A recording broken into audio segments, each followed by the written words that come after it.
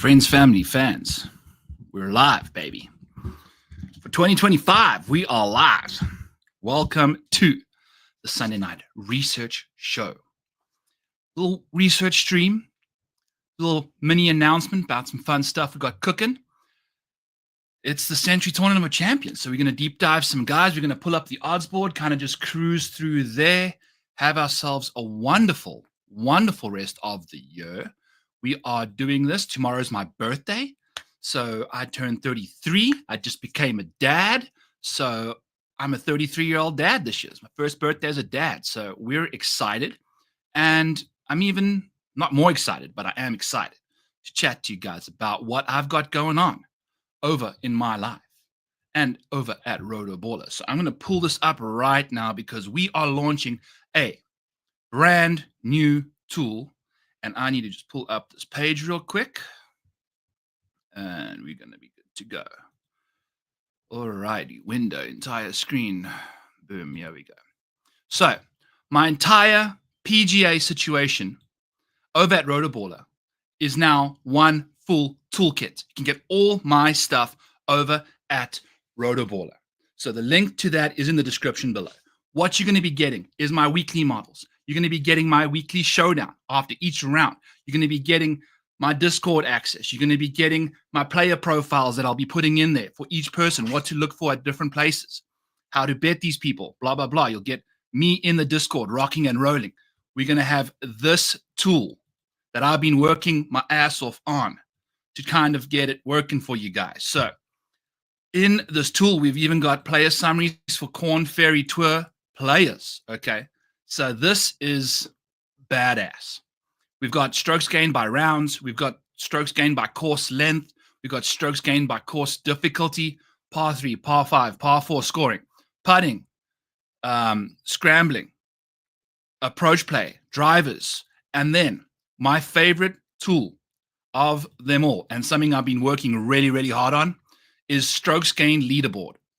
So what this is, it tells you, okay, so this guy was within, let me move myself out of the screen here. This guy, Aldrich Potgieter, does his best strokes gain when he's within 3 shots of the lead or 4 back. In round 1, he doesn't typically get it done. And when he's leading, things are rough. So he loses over a stroke when he's leading. So that's going to kind of help us. So we're going to be using these kind of things to go through it. We've got Corn Ferry Tour. We've got Euro Tour. So all the guys coming in from the Euro Tour, we have over here. So let me click over here and get these guys in. Who's from the Euro Tour? Matteo Menacero. Let's just go with him. Boom. Click his name. And all of a sudden, we've got 81 rounds of data. We've got 14 shot link rounds. Matteo thrives on Saturdays, as you can tell. He loves the short golf courses. He's not the longest golfer in the world. A distance driving average of 290. We've got all the different stat rankings over here for the Corn Ferry Tour, for the DP World Tour, and it's awesome. We've got accuracy. We've got round by round. So the DP World Tours had strokes gained off the tee. We've got par 4 rankings. We've got scrambling. We've got grass saves. We've got sand saves. We've got fairway greening regulation, rough greening regulation, overall greening regulation. Anything you could want is going to be available to you for these new Corn Ferry Tour, DP World Tour guys that are going to be joining the tour. Then, as we're going to go through tonight, while we're looking at some odds, we're going to be looking at Scotty Scheffler's stuff. He's not in the tournament this year. So let's peel out of here and let's type in the Xander Schauffele. We got a few Xanders. So we're going to go Schauffele, not Shogley. Schauffele, boom. All right. So now we've got all of Xander Schauffele's stuff, and this is round by round. So you're going to be able to get Xander's most recent rounds. We've got the Zozo Championship. He was never within 3 shots of the lead. So we've got the live leaderboard over here. His live position after each round, how many shots he was trailing by. So this helps you for like showdown, for live betting, for matchups in between rounds.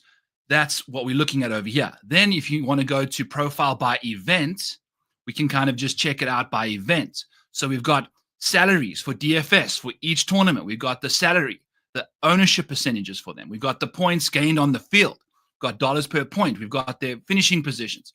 And you can do this for pretty much any sort of tournament that you want. So this is my baby. It's been the thing that I've been working my ass off on, but it's a soft launch because boys just became a dad.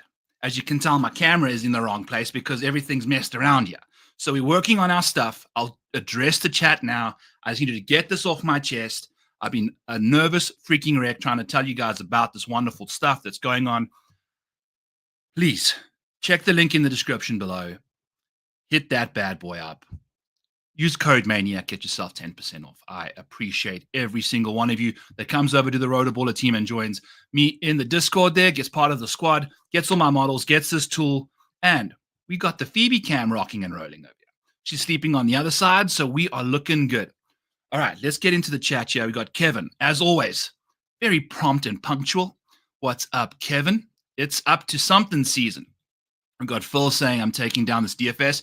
Well, aren't we all, baby? Let's go. Ed says, happy birthday. Thank you, my friend. To the missus and they're doing fantastic. Mrs. has been an absolute rock star while I've been grinding away at this stuff. So good for her, if not for me. Kevin says, shout out, happy birthday. Thank you, my man. Congratulations, blah, blah, blah. Hey, I appreciate you too, my dude. And here's Tyler. So hoping for a research stream. Tyler was the guy. I was very close to not doing this and continuing just to kind of grind away at everything. Tyler said, is there a research stream tonight? I was like, I don't know, but got 2 hours. We're going to pop some stuff out, deep dive a few guys, show off this tool. Let's have ourselves a party. I even forgot. Give me 2 seconds. I need to go get a twisted tea.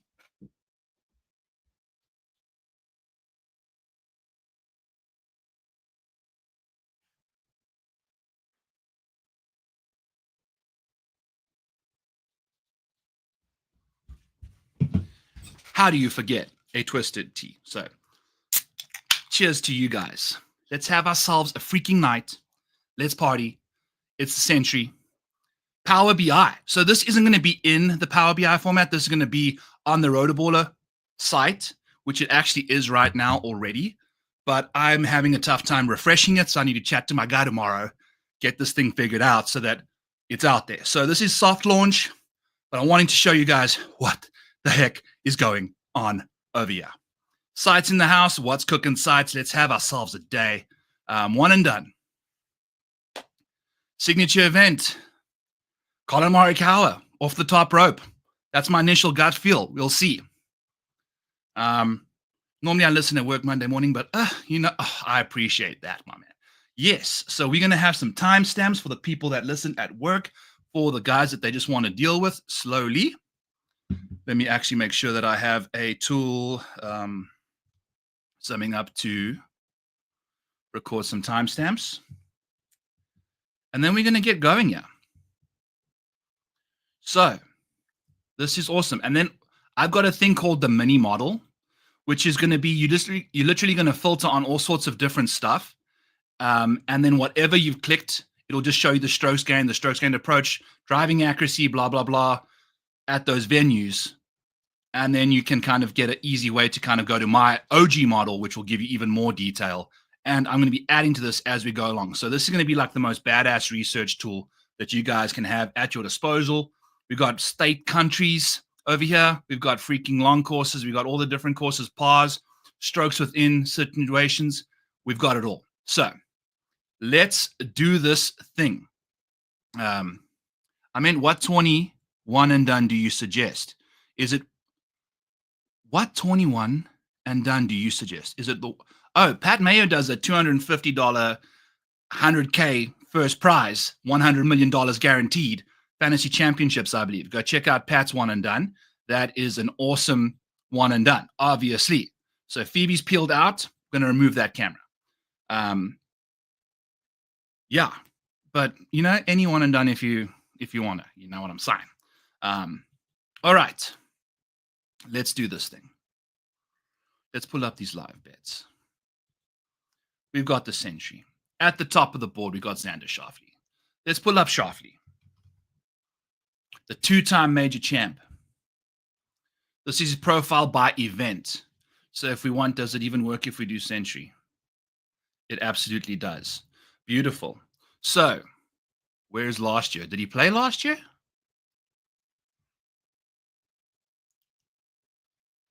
Doesn't look like it. Or maybe it's a different, oh, because it's not the, okay, that's a little glitch. I'll get figured out, but it's okay. There we go. We got the plantation course. So T10 last year, he's won it in 2019. We've got all of that jazz going on. Let me move this a little bit. Yeah, to champs. There we go. WD with the bad back in 2023. He's plus floor. Ugh, have a sip. Plus 475 to win this tournament, which is probably going to leave him with a really crappy top 10 bet because we've been going to Xander in the top 10 market all along. But he was 22% owned last year. This year, he's going to be ridiculously high owned because Scotty withdrew, cut himself with a wine glass over Christmas. So we've got that going for us. Roy's obviously not playing. Victor's got a broken toe. Tony Finau's got a meniscus tear. Ludwig's overcoming a bad knee. So we've got lots of random stuff going on. But as you can tell, Xander's done great at this golf course. He's never really finished much worse than 22nd when he played here the very first time. Following year, he won. So he's got some good course history here. Plus 475 is possibly unbettable. I feel like his ownership is going to be bananas high. I mean, take a look at what it has been in the past. We were pushing 30% back in 2022. So it is what it is. But yeah, we probably can't do anything with Xander at this price tag. So, I'm going to pull up some DraftKings numbers here as well. And if you guys land up signing up for this stuff and you want something specific added to this tool that you think could be super useful to you, I'm the maker of this bad boy. I can make it however we want it. So let me know so that we can freaking make this thing the best freaking thing there is. You know what I'm saying? It can be whatever we want it to be. So I'm excited for it. Let's see where it takes us. I'm excited for it. Did I mention I'm excited for it? All right. Let's pull up the golf numbers here. All righty. So Xander, 11K. Rory's not playing. So the next is like $1,100 more expensive than anyone. He's going to be all the way up top there. But Colin Morikawa isn't even in this field. Hopefully they add him here to somewhere in the 10K range, like Rory's price at 10.5, because I think Morikawa is an interesting cat. If we take a look at Colin, he's been quite impressive at this venue as well. So he's never finished worse than a 10th, a 7th at this golf course. Never quite won it. So this is the perfect situation to kind of take a look at what Colin's been up to in the last little while.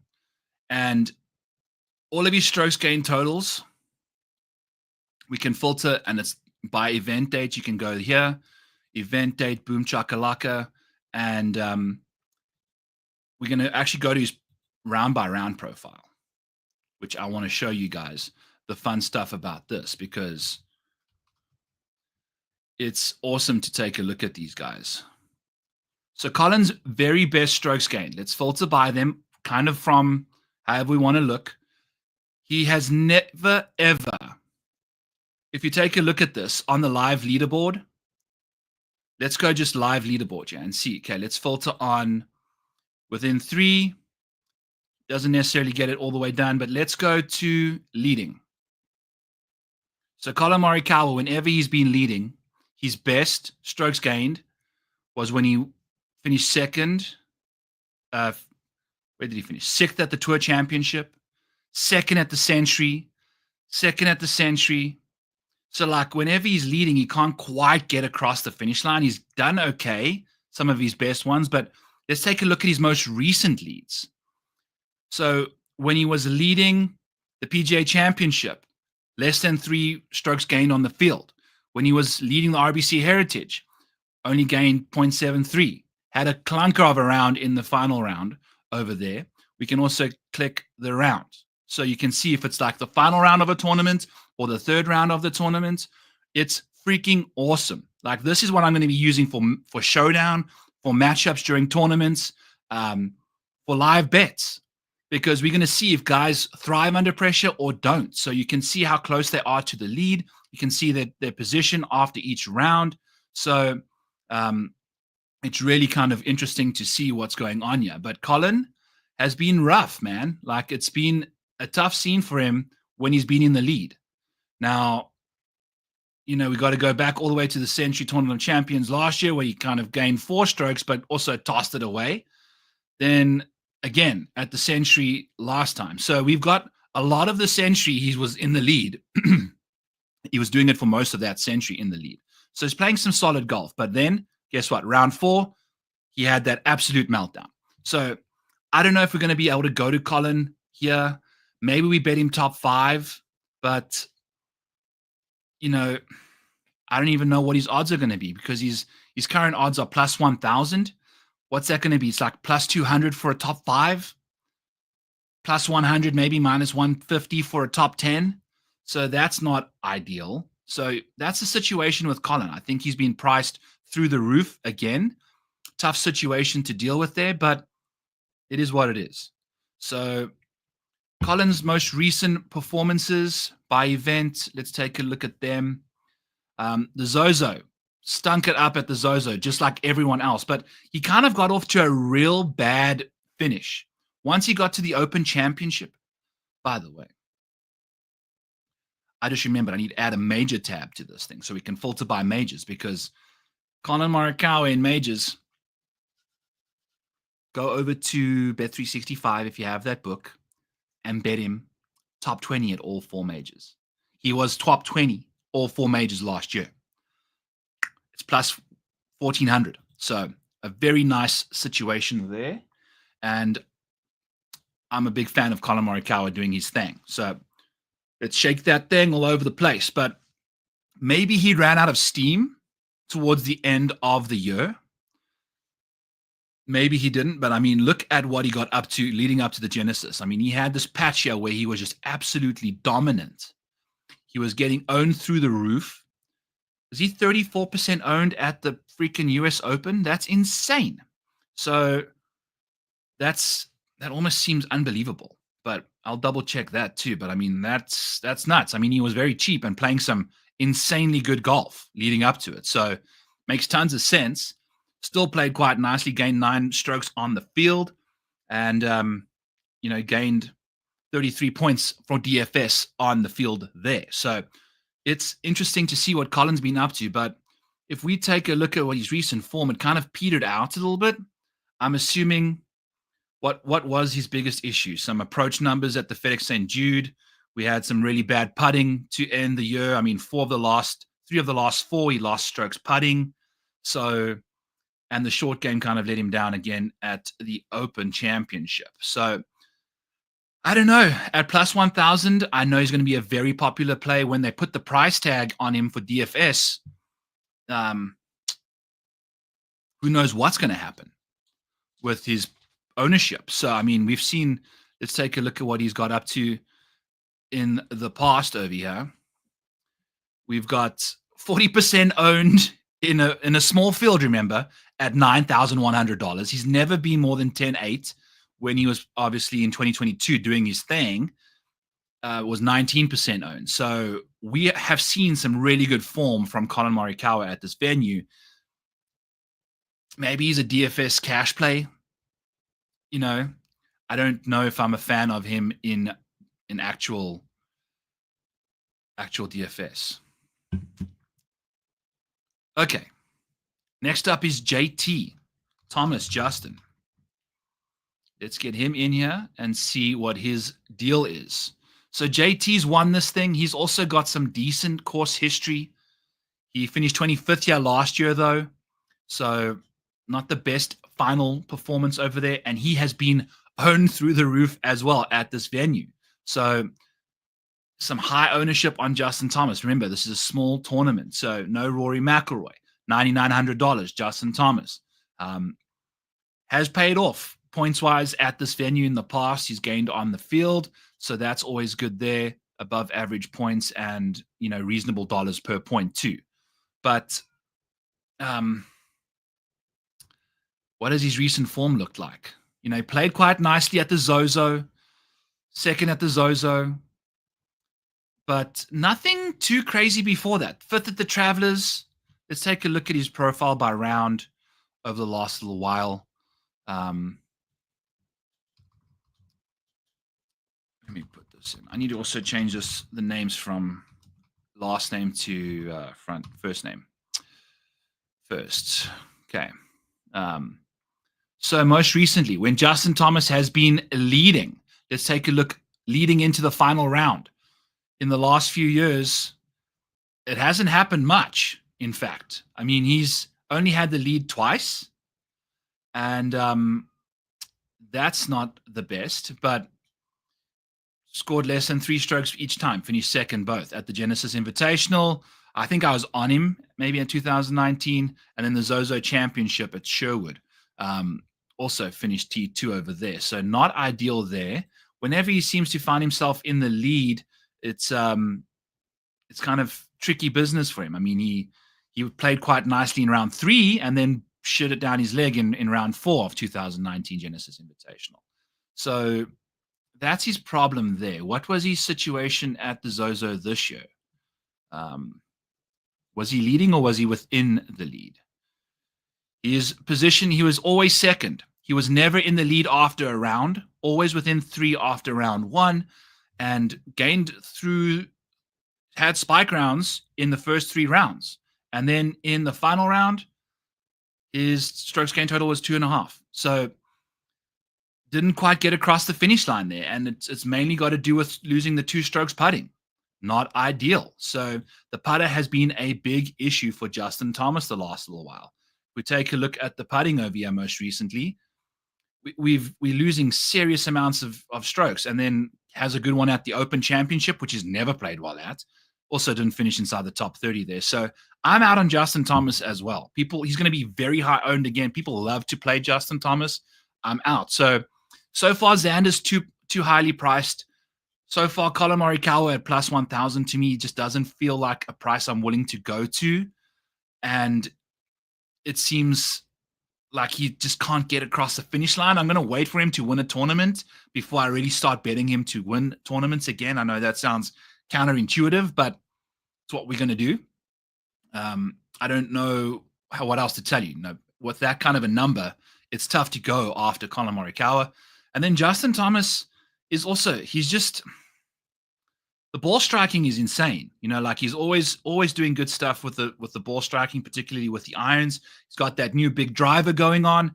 So that's nice to see JT. Obviously, we've got, let's type in your Kapalua and just recap what he got up to here. I mean, he's played fantastic golf at this venue. So maybe we throw in a top 5 finish here, but at plus 1,000, what's his odds are?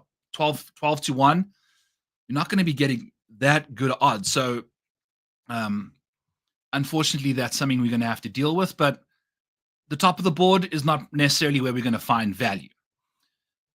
Cool beans. Let's get JT out of there. Aberg shows up. Now, I don't know if Ludwig Aubert actually enjoys Hawaii. Let's take a look at Wailai over here. Because his two tournaments last year at the Sony and the Sentry were pretty poor. He gained some strokes at the Sony. He lost 5.5 strokes at the Sentry.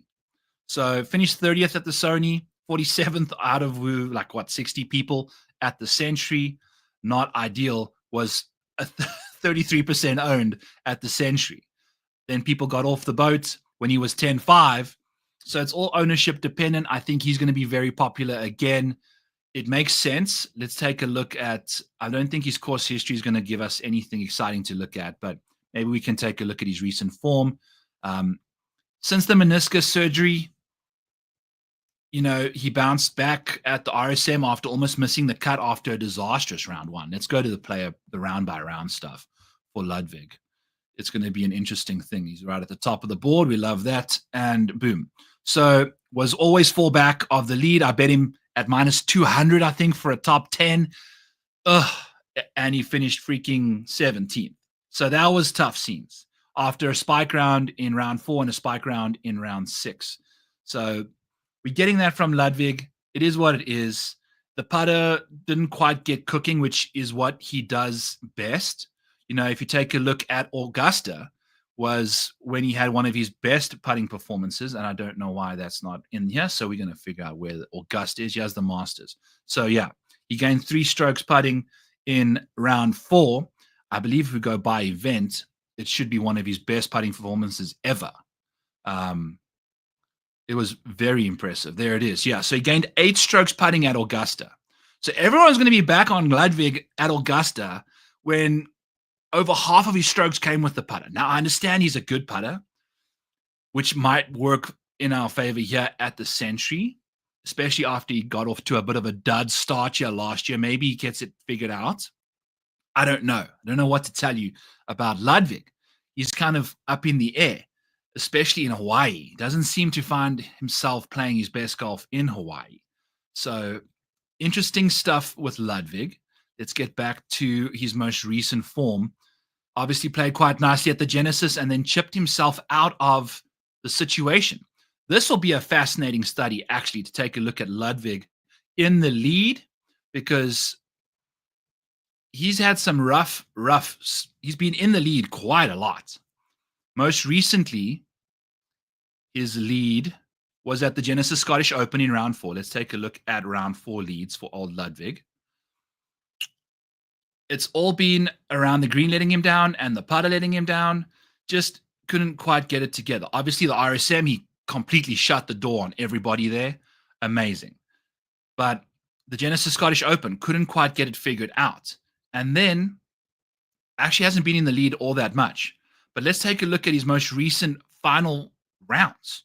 Like, he hasn't, outside of the RSM his last tournament to end the year, he had his first spike round of the year for quite some time. The Masters was when he had his last +3 spike round.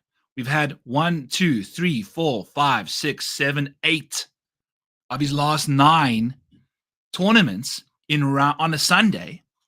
He hasn't gained more than a stroke. Look at this. This is all negative, all less than 1 stroke, particularly less than 3. So, I mean, his final round performances have been catastrophically poor. Now, also, if you are watching, please let me know in the chat here if you can see this stuff. Do I need to zoom in more? Do I need to make the font bigger? Because I'm going to be using this on a lot of my shows to kind of figure stuff out. And I want it to be able to be visible. I'm going to watch it on the way back. But, if we're doing this thing live, I want you guys to have the best stuff for you guys. So I don't know if I like Ludwig as a bet. I don't think I'm going to be betting any of the top 4 guys. I've got some names down at the bottom, which we'll be looking at here shortly. Let's take a look at what Patrick Cantley gets up to. I think my issue with Ludwig is still, like, his odds are always so short, and we just never quite seem to be getting the Sunday performances that we've been looking for. Now, played quite nicely at the RSM, but that was from way behind. He wasn't anywhere close to playing some contentious golf out front. So tough situation for old Luddy.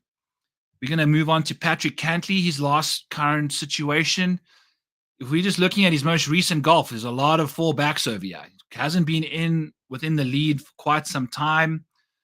Can we even filter on year here? We can indeed. So what has his best situation?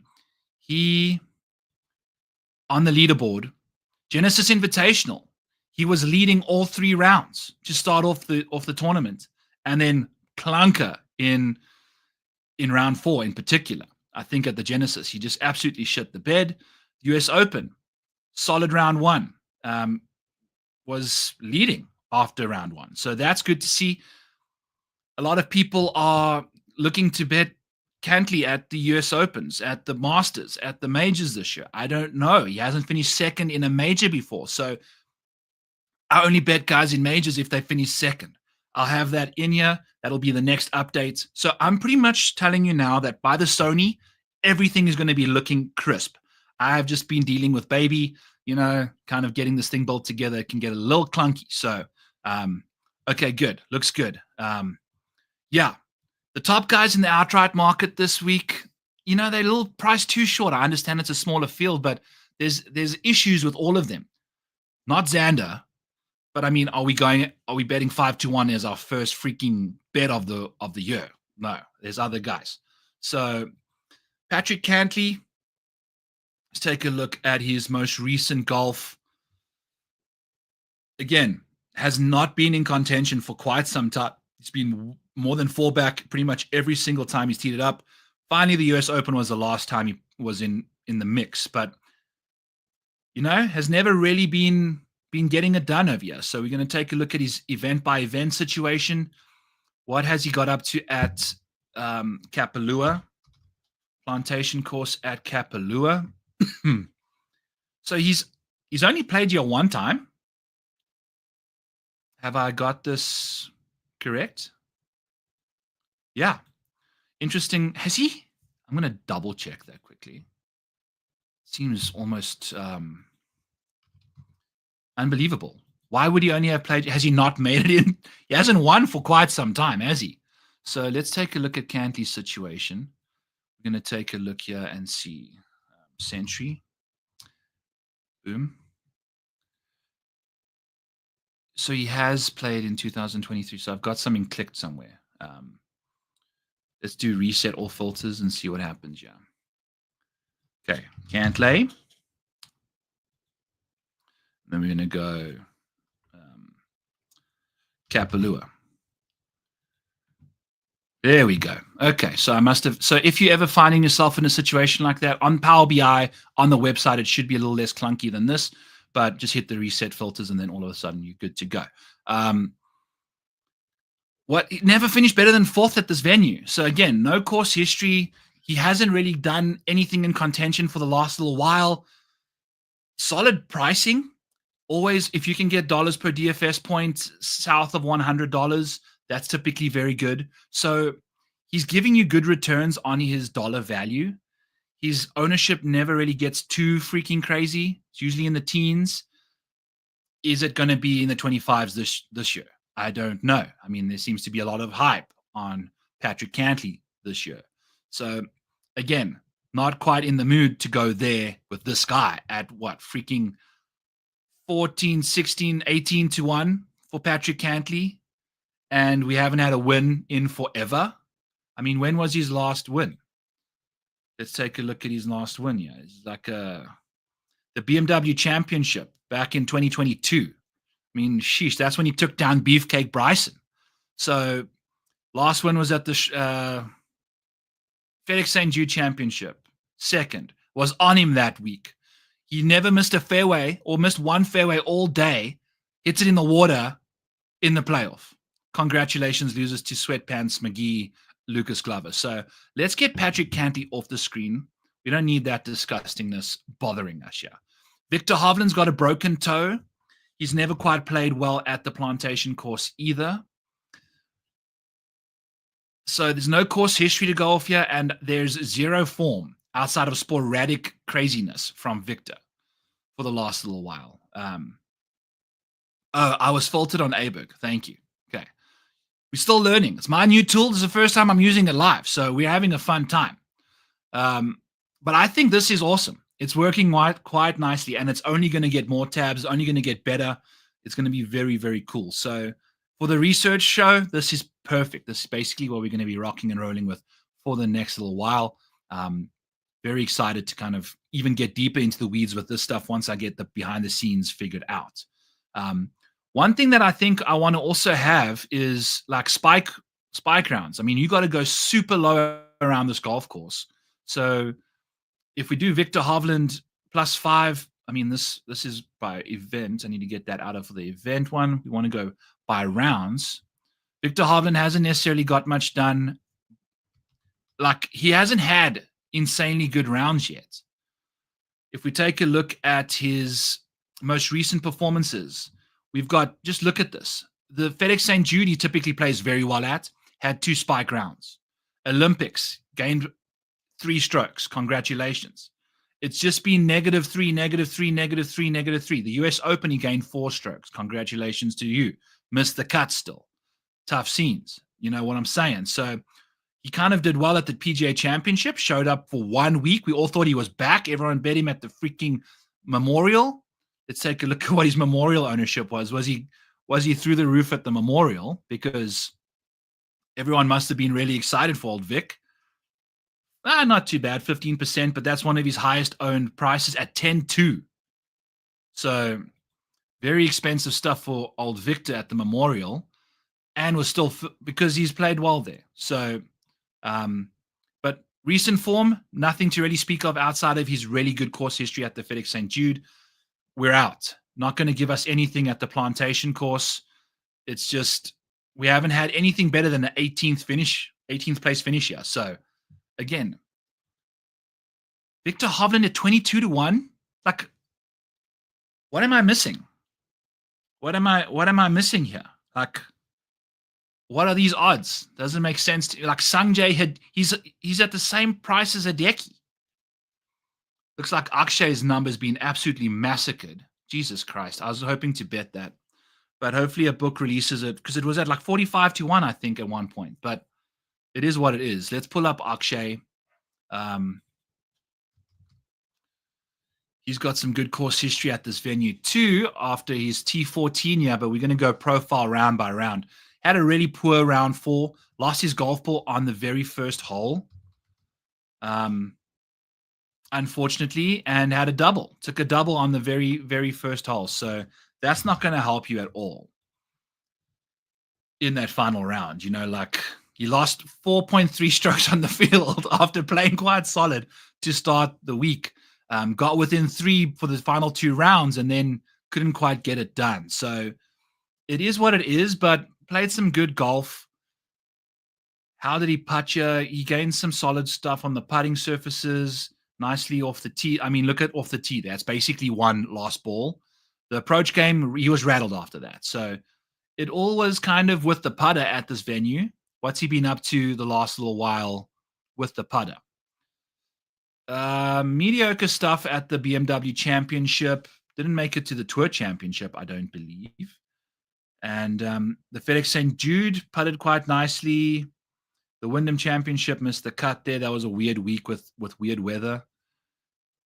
3M sucked it up on Sunday. So he really hasn't had like a big spike round in a while either, Akshay. So is he rejuvenated now again?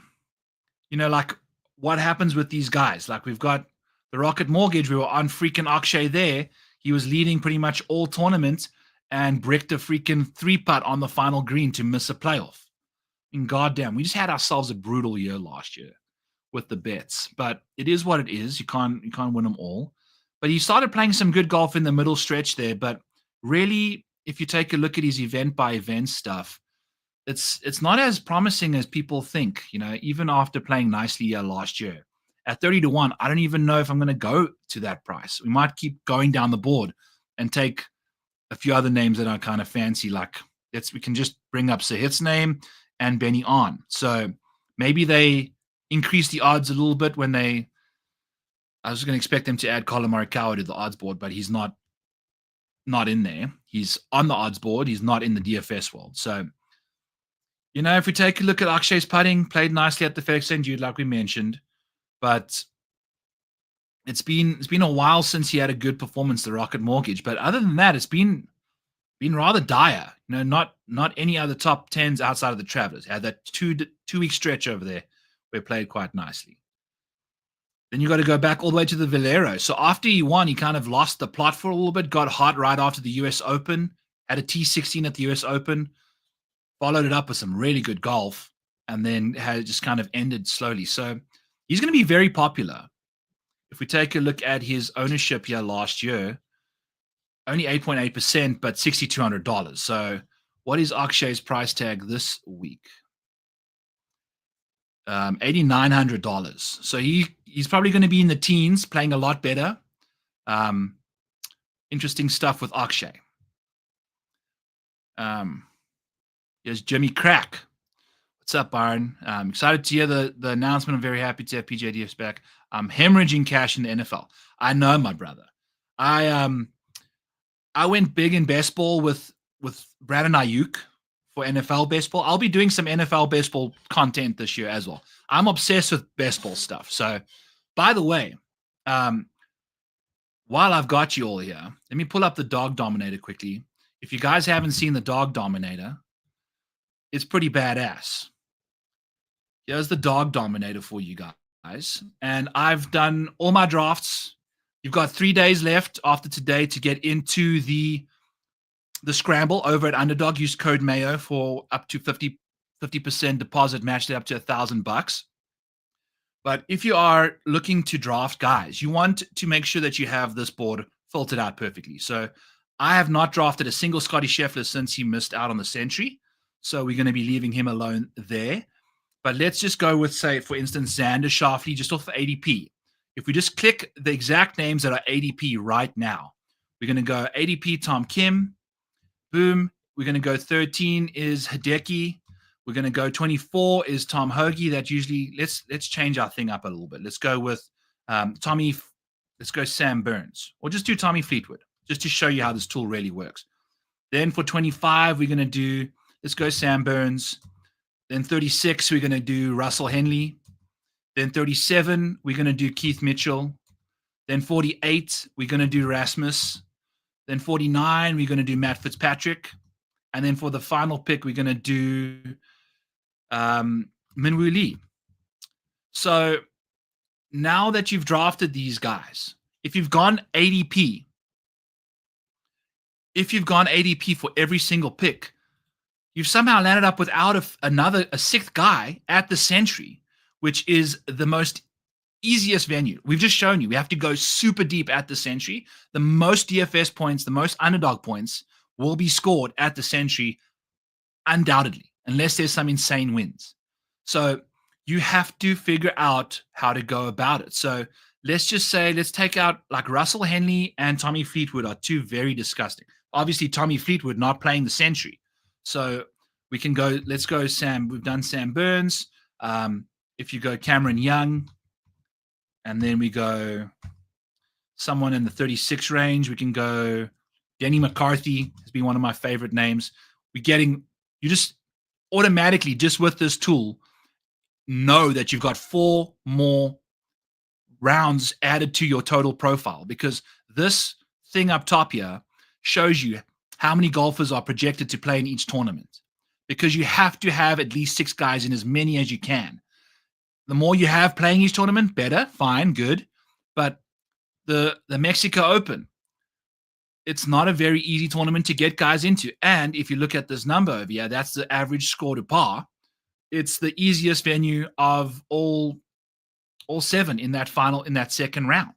So having Mexico Open guys is going to get you more points than any other event, but it's the one that's the hardest to fill. So this tool really helps you figure out your stuff, and it's really, really useful. So what you go do is you go down here, you hit blanks, boom chakalaka. We'll take Minwoo Lee out of here, and then you got adjusted ranks. So we'll take Matthew Fitzpatrick out of here, and then we just see, okay, what it's suggesting for us right now. Filter by A to Z. What's the best adjusted rank? Chandler Phillips gives us a really solid start. We've got a Waste Management Phoenix Open already. He's not going to give us a Sentry start, so that's not ideal. So we got to find a Sentry start. Harry Hall gives us a Sentry start, so you're going to add Harry Hall. Boom, get Harry Hall in there. Then we're going to need another Mexico. We can take off the Sentry filter, and we can go back to Chandler Phillips. Let's see what happens. Remember, our number was 154. Now it's 159. Just like that. Fills a lot more of the schedules on the back end. Boom, beautiful. There's the Dog Dominator. Patreon link is in the description below. I woke up at 5 o'clock in the morning, Jimmy Crack, and I drove 2 hours to Omaha. I got there at 8.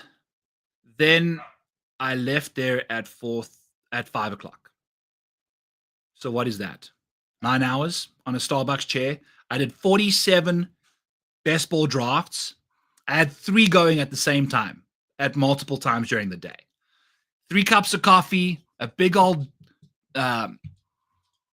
Jersey Mike sub for lunch. Things were good. So check out the Dog Dominator, folks. I've been building tools in the off season like you don't want to know.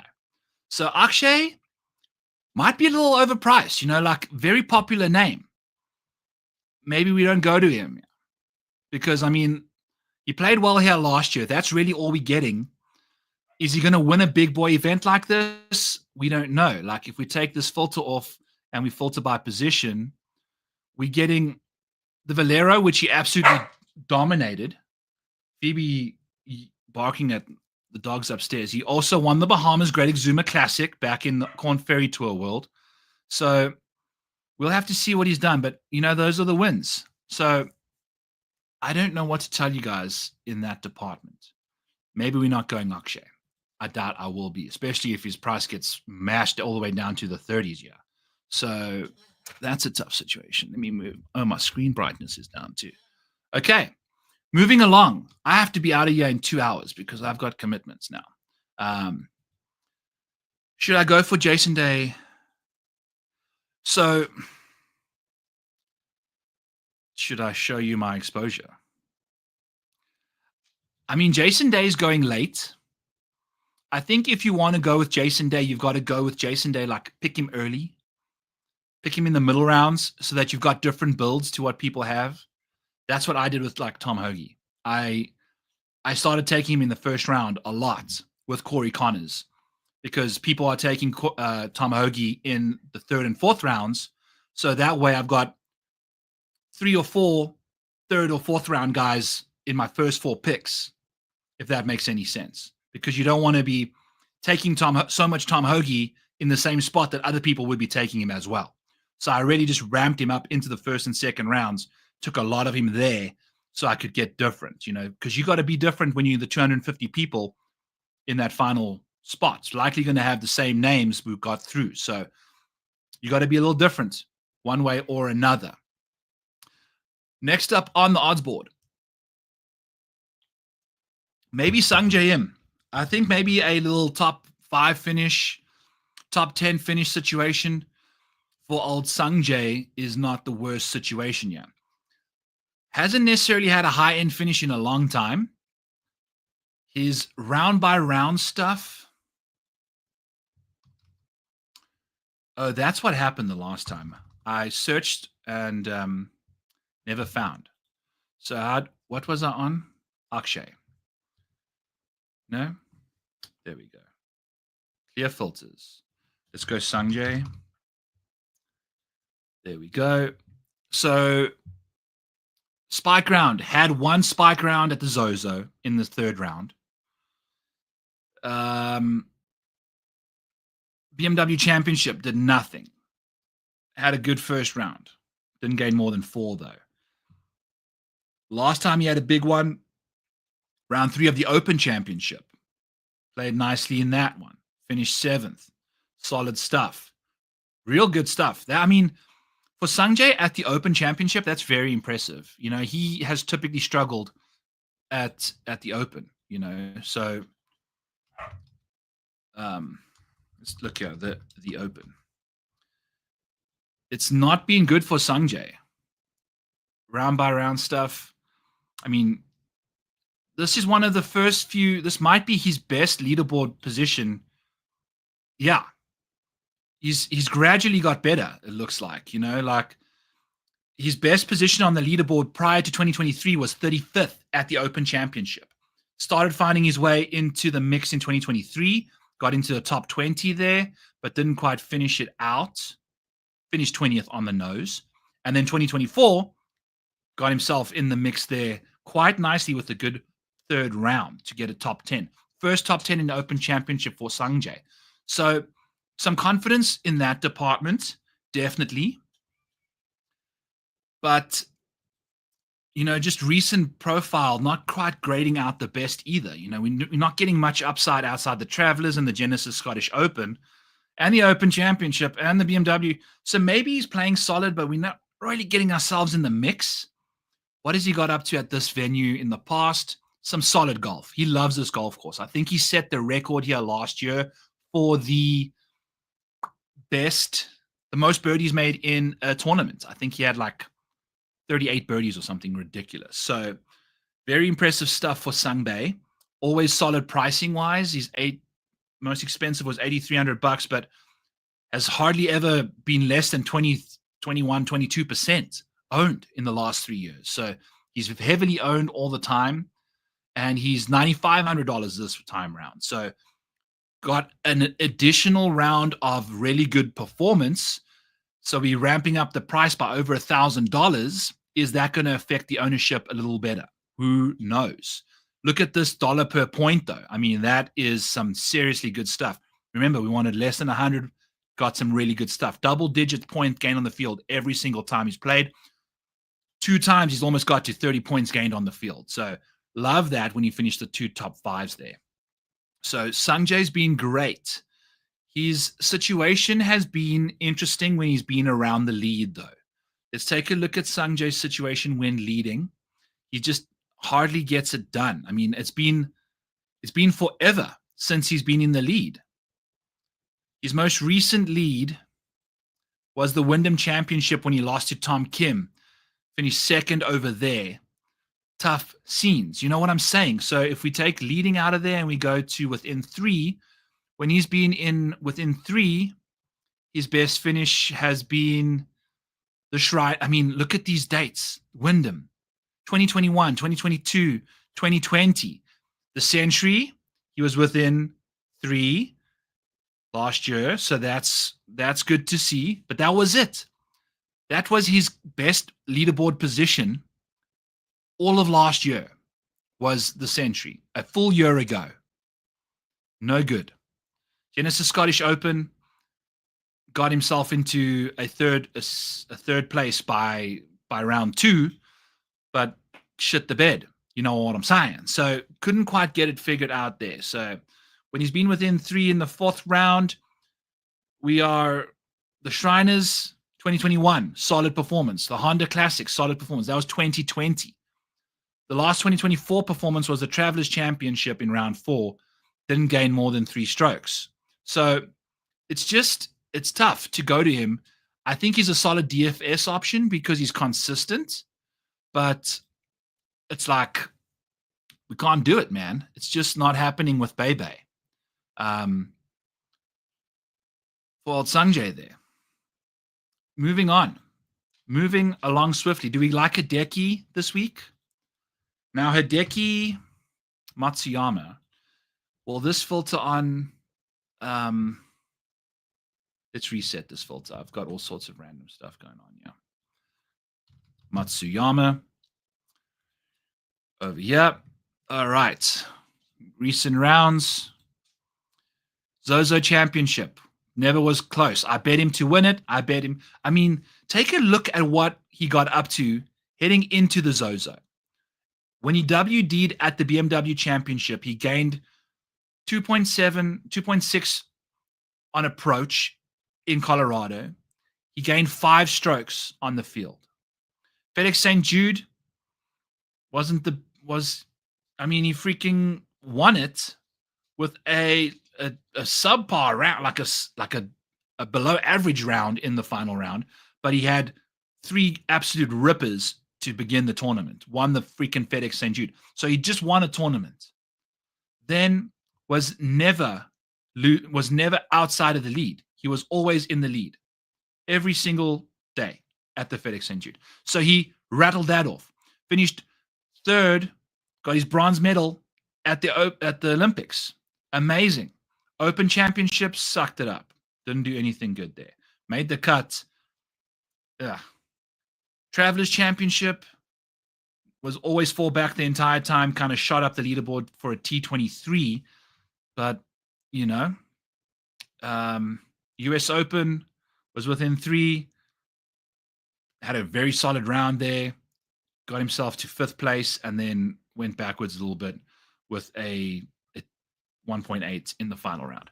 So Hideki ended the year quite nicely. The Zozo was a problem. Let's see what he's got up to at the Plantation course. The last little while. What have his best finishes been over here? Has he ever been within 2018? He got into a 4th place for what? The final round. Finished 4th. Congrats. Outside of that, it has been a top 5 in 2022 for round 2 only. Any other finishes here were just all rounds 2, 3, and 1. The best final finish next was T13 back in 2022. So he's not the greatest option over here either. So we're out on Hideki. Let's find a name that we actually like so that you don't think I'm just shitting on every single person here. Let's go to Sahith. Let's see what Sahith the Gala has been up to. At the Sentry, got some great performances. I mean, take it. We were on him freaking. We were on him, and we just couldn't get it done. So he finished second. Then we had Benny on at the Sony, and he finished second in the playoff. So we got off to like some brutal starts. Oh my God! But it's going to be a new year, a brand new year. So solid stuff last year. Very, very solid stuff. He, got his thing together. His most recent round, he was within 3 once he got on the golf course, basically. After round 1, he had a 1-shot lead. Then was 3 back, and then finished 1 shot back of Chris Kirk, finally. So, gained pretty much across the board in all departments, basically. Had a bad second round putting there. It is what it is. So struggled with a putter the year before, quite mightily, actually. Had some really big rounds lost there. So let's take a look. Got some good course history. We got a second place finish here last year, and Sahith's situation has 40-1. So maybe someone hangs a 45 on him. And then we're going to go. But I'll even bet him at 40-1. Because I'm a slut for Sahith the Gala. The Zozo, what a disaster that was. Let's go by event here. Take a look at how he ended the year.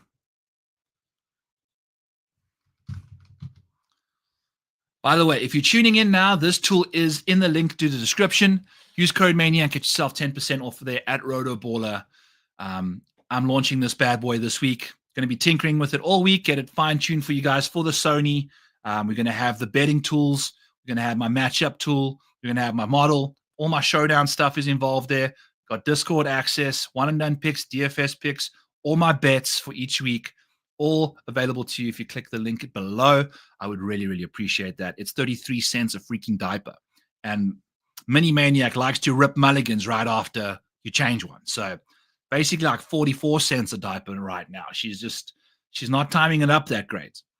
Sahith, though, he's one of these guys. It's so nice that he does this because if you understand how he plays golf, it helps because we get better odds on Sahith the Gala because of how he plays. His last few tournaments, 56th at the Zozo, 7th at the Procore, 48th at the BMW, 46th at the FedEx, 6th at the 3M. Open Championship, missed the cut. 4th at the Genesis Scottish Open. Travelers, 48th. US Open, 32nd. Memorial, 12th. RBC Canadian, MC. PGA Championship. Absolute clunker in the final round. Absolute clunker. We were on him there. Shit the bed. But at least he got himself some exposure at the US Open. RBC Heritage, we were on him there. Finished second to Scotty Scheffler. We're just rattling off second place finishes that we've been having. But it's okay. Like I said, a new year. But as you can see here, Sahith's top 20 rates, it's very sporadic, but he definitely rattles off a lot of top 20s. I think I sent off a tweet that had like a 30 for 30 club. You finished outside the top 40 30% of the time, but inside the top 20 30% of the time. And Sahith the Gala did that. I think it was a 20-20 club. Sahith did it, I think, 30-30. Like, he's super volatile. I mean, look at all these outside the top 40 finishes, but a lot of inside the top 20s as well. So, love a top 20 bet on him. Likely going to go top 10, but maybe we go top 20 at this golf course. You know, I like his chances. He likes this golf course. Spluttered home, but had some top 10 finishes towards the end of the year, towards the end of the season. Didn't play much golf at the President's Cup. Unfortunately, I would have watched a lot more of him, but they never really got him out there. I think he's a great option in match play, but unfortunately, they weren't as excited about Sahith as I was. All good.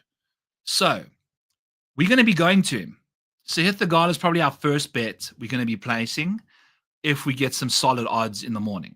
He's 40-1 right now. I love his chances at this golf course. Played nicely last year. We know he's capable of winning. Won the Pro Court 2 years ago. Almost won the Waste Management Phoenix Open. We had him at that tournament. He was the only one that was in the bad wave. That was at the top of the leaderboard. He burnt too much of his candle wick in the bad weather. Couldn't quite get across the finish line. It's okay. So, but Sahith Theegala, we are in. In it to win it, baby. Wyndham Clark. Also, by the way, Sahith Theegala's, he is $8,600. Very affordable. Very affordable price tag there. Love what we're getting over there from Sahith Theegala. Wyndham Clark, he kind of got himself back in the groove again to end the year. If we scroll down to the bottom here, like once he got absolutely boned by Scott, we were on him at the Arnold Palmer Invitational, finished second to Scotty. We were on him at the Players, finished second to Scotty. Lipped out for a freaking thing. Then I might have even bet him at the RB Series. I can't remember, but it doesn't matter. We had Sahith there for that runner-up finish. But once he kind of got absolutely rocked by Scotty at the Players, he lost his mojo, got a bit back at the RBC Heritage, but then it just 47th at the Wells Fargo where he won. PGA Championship missed the cut. Missed the cut at the Memorial. 56th at the US Open as the defending champ. Then, after the US Open, he got his shit together. Travelers Championship, T9. Genesis Scottish Open, T10. Missed the cut at the Open. He's not a good major golfer, by the way. Somehow won the US Open with a slew of he missed the cut at the Masters, missed the cut at the PGA Championship, 56th to defend his US Open Championship, and then missed the cut at the Open Championship. So his best finish was a T56 as the defending US Open champion. Don't bet Wyndham Clark at majors, it appears, unless it's at LACC. Interesting stuff. But at signature events, Travelers, T9, Genesis Scottish Open, T10, Olympics, he was DFL after round one and just went nuclear. Let's pull up Wyndham Clark at the Olympics. You got to see this stuff. I don't know. I'm kind of just showing off this tool a little bit, but let's get the gala out of there. Wyndham Clark in, and we're going to pull up the Olympics. Take a look here. At the Olympics, his leaderboard position, I think there were 60 people, or I don't know how many people were in the tournament. 56th. Then he was 46th after round 2. Then 23rd after round 3. And then finished 14th after being 56th after round 1. Incredible stuff. I mean, he gained over 9 strokes. Gained 9 strokes, basically. More than 9. Gained 10 strokes. 12 strokes in the final 3, 4 strokes around for his final 3 at the Olympics. Big comeback there. So a lot to like from Wyndham. He's very spiky with his numbers. As you can see, we kind of rattled off a slow ending here. But there was some good stuff towards the end of his season. So if we go to the Plantation course here last year, didn't quite get it together. Maybe he figures it out. Looks like he got it together in the final round, finally. Lost strokes in every single round. So if you see someone just win a random tournament, I wouldn't be surprised if Wyndham Clark does it yet. We're getting a 3-time tournament winner. He's won the Wells Fargo. He's won Pebble. He's won the US Open. He's won. Yeah, those are his 3 wins. I mean, incredible stuff. So I think he might be in the mix. You know, if we're going to scatter guys in here, I really like his chances at 40-1. In a field like this, where you got to make tons of birdies, you got a bit more. What has he got up to off the tee?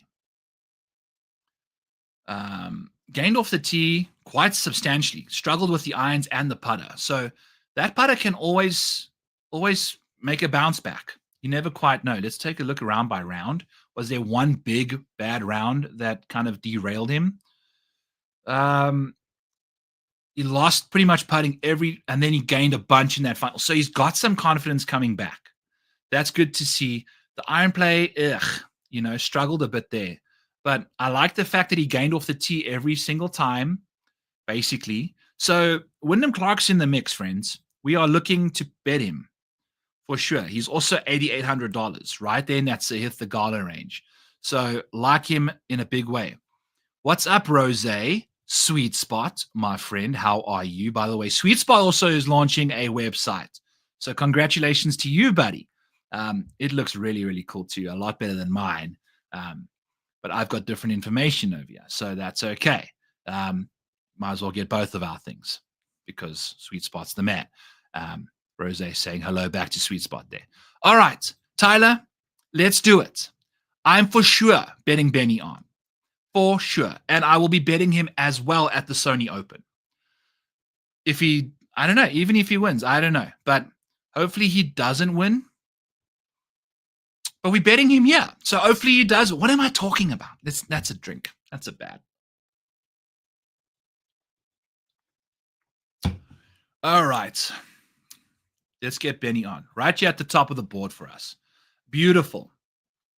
So at the Sentry last year, we saw Benny on. Solid second round. Solid third round. Okay, fourth round. Couldn't quite get it together. Played quite nicely in the other two. Did some good stuff. Finished fourth there. So interesting metrics. Doesn't even seem correct, if I'm being honest with you. Let's take a look here. Benny on. Round by round, tournament by tournament at the Sentry. Yeah, he gained seventh, finished fourth. So we like that a lot. We take out the plantation situation. Just won the Genesis Championship out in Korea. Look, you're going to get this information right here. Cool stuff, huh? So we got DP World Tour information in this tool. I think that's fucking awesome. Excuse my French, but I'm very excited about this. I'll be betting DP World Tour stuff because I've got DP World Tour betting data as well. So for this, obviously don't have that yet because there's no tournament going on, but we will be betting DP World Tour. We will be betting Corn Ferry. We are diving all the way into the deep end this year. All the way. This dad is going to be betting 3 tours and raising a child. I'm telling you now. So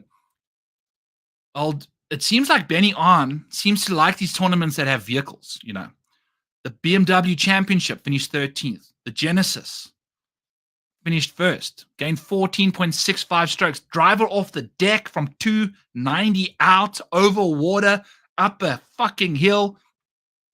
I'm excited about Benny On. I'm sorry. I'm rocking off swear words here. It is what it is. He's the man. He is the man with the plan, baby. So love what Benny On's going to be getting up to. 4th place finish here last year. We will be betting him top 10 for sure. He gets off to a lot of top 10 finishes. If we filter on 2024, take a look at his finishing positions. We just go strokes gained total over, yeah? Take a look at these finishes. So 1, 2, 3, 4, 5, 6 top 10 finishes in 2024. Incredible stuff. Finished 3rd at the Wells Fargo Championship. That's where the PGA Championship is happening this year. Maybe he's worth a shout there. Who the heck knows? Sony Open, 2nd freaking place. So a lot to like. Played nicely at the Open Championship. Finished 13th over there. And we are looking another top 20 at the Masters as well. So Benny On doing some good stuff. The Sentry, I guess the strokes gain total isn't that high because there's not that many people in the field, but also it's a signature event. It's the same amount as everything else. So I don't know. But as you can see, the Masters is, I don't even know. I'm just rambling right now. But 45-1 for Benny Odd. Let's go. His price is $8,400. I'm cool with that. His recent situation he was $6,800 to start the year last year. Let's take a look at how his salary progressed here. I mean, 10-9 at the Genesis over in Korea. Woo! 9,500 at the Cognizant out in where he's played quite nicely. Has some great course history over there. 9,300 at the CJ Cup, Byron Nelson, where he's played some solid golf. Valero's 9K, but he's typically been underpriced. You know, if you take a look at his dollar per points over here, his best dollar per points were the Sentry, obviously 6,800, Sony Open, CJ Cup, Genesis Invitational, Wells Fargo Olympics, Masters, all within that less than $100 per point, which is awesome to see. So I love Benny On in a big way. I love On. Let's go. 45-1. Hopefully a book lays a 50 out there for us. And then we're going to rock and roll with Benny. So I'm in. My friends, am in. All right. So far to recap, we kind of liked Akshay, but also the hype seems a little crazy, doesn't it? Like the course history, solid, but didn't quite have as many high-end finishes as we expected outside of that Valero win. Then we kind of went along to our friend Sahith, who we like a lot at 40-1. We also like Wyndham Clark at 40-1. We also like Benny On at 40-1. Let's pull up Corey Connors. I'm not going to be very excited to pull this portfolio up because Connors ain't going to have any like solid finishes to write home about. Take a look at his most recent situation here. Nedbank Golf in South Africa. T6, T7, T22, T9, T10, T25, T9, T27, T20. RBC Canadian Open, 6th. I mean, where on earth is he never finished inside the top 5 last year? I mean, this is a top 10 bet waiting to happen at, what is his odds here? 30-1. So maybe we get a solid number on the top 10 number, but I'm not going to be betting him to win a tournament. What has he done at this venue? 33rd, 18th. Oh, fuck. We're not even going to be betting him there. I don't think he can make enough putts. He's lost putting at this golf course every single time. You've got to pretty much get it together. So what has been the predominant metric? So Cameron Smith gained 1 million strokes putting.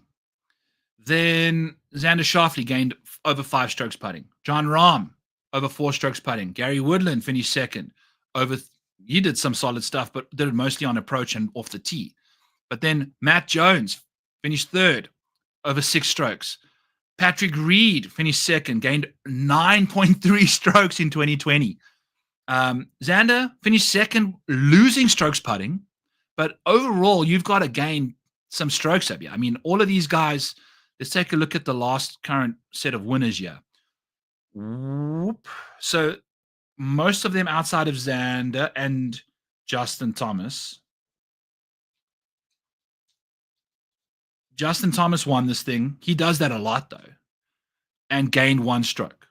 But everyone else gained pretty much 3 strokes or more. You've got to be doing it, friends. You've got to have a good skill set. Corey Connors just can't get the putter rocking and rolling. So no bueno with Connors over there. But even with the top 10 bet, I think we wait. We'll see what he gets up to from here on out. So no Connors. Cool. Max Griesemann. Let's pull his shit up.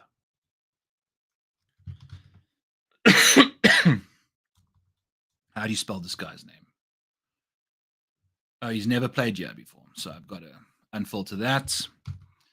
Griesemann. So no course history. That's fine. Look at his recent forms here. Okie dokies. So, Worldwide Technology Championship. Guess we had a 3-way placement on Max Griesemann. Me, he finished 4th. Congratulations. 2nd at the Zozo, 28th at the BMW Championship, 33rd at the FedEx. lost strokes in both instances, lost on approach in both instances, lost around the green in both instances. He's lost around the green in the last 3 that had strokes gain data over there. But guess what? I'm not too concerned about that because the green regulation rates at this golf course are through the roof. The greens are super easy. I've got Benny on up here still. The greens are super easy to hit. They are massive. And guess who's a great putter? Max G. So the last time he lost strokes putting, the last time he was less than 2.5 strokes gained was the John Deere Classic, back when I watched Davis Thompson win the John Deere for us. Second outright of the year, and only the second one that we hit all year. Better. We're going to double our outrights this year. Mark my words. Starting at the freaking Sentry. Anyway, look at these putting performances here. Remember, we just said Cam Smith rattle off the putter. This is what this man can do. He can putt lights out. So I'm expecting good and big things from this man. But at freaking these odds, and also, I don't know what he gets up to. I mean, 21st at the US Open, losing strokes around on approach. Interesting stuff. Also been struggling on approach at times, played nicely at the Zozo. So he's starting to find his game. You know. So I don't know. Do we go to him? What's he? Maybe we play him in DFS for sure. I mean, looks like he's solidly priced, $8,000. I mean, take a look at his dollar per point in the last little while. I mean, since the RBC Canadian, he just seemed to figure it all out. He's been gaining off the tee pretty much every single round. The irons are hit and miss. It's fine. But we all know that the putting is what's going to get him across the line here. And he's a ridiculously good putter. So at $8,000, I think we got a great DFS option for sure. His ownership doesn't necessarily get even that crazy. I mean, he was only 22% after another big name WD'd. I think Cameron Young WD'd at the Worldwide Technology Championship. And he kind of struggled in the final round, unfortunately. So let's take a look at what Griesemann gets up to when he's in the mix. Darbo, check how cool this is. I don't know if you've seen me use this part of the tool yet. Let's go Griesemann. Once we get the filter off of Plantation course, Griesemann. And we're going to go leading. When he's been leading at the Worldwide Technology, he didn't lose strokes, but he gained nothing. When that was also, I guess, going into let's take a look at what he's done around the lead. Do we get that? There we go. Within 3. So I might as well just take this round 1 out of here somehow. So I'll do that at some point. But look at this. The last little while, he has been in and within the lead quite religiously. Within 3 going into the final round, gained 3.7 strokes and finished 4th. I mean, what more could you ask from the guy?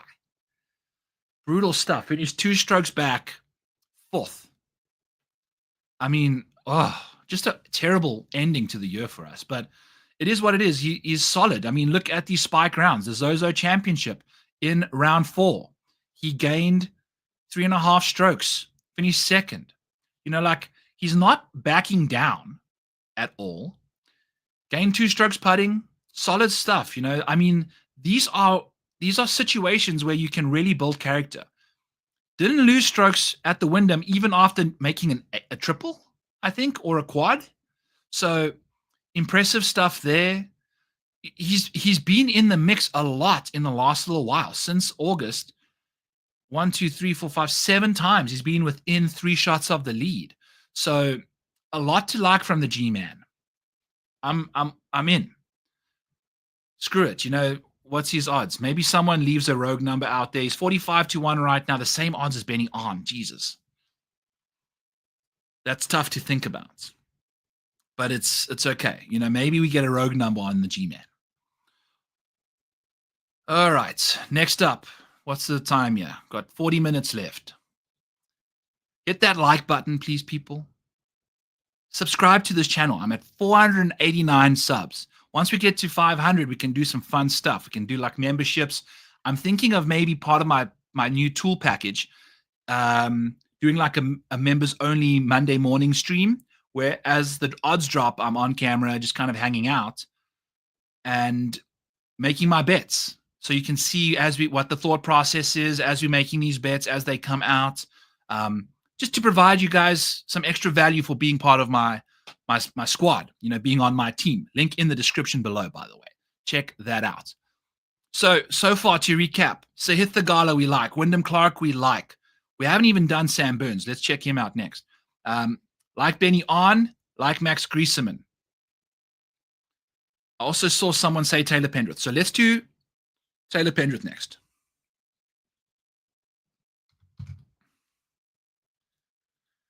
Okay. Taylor Pendrith's recent track record, Shriners, last time he played, finished 8th.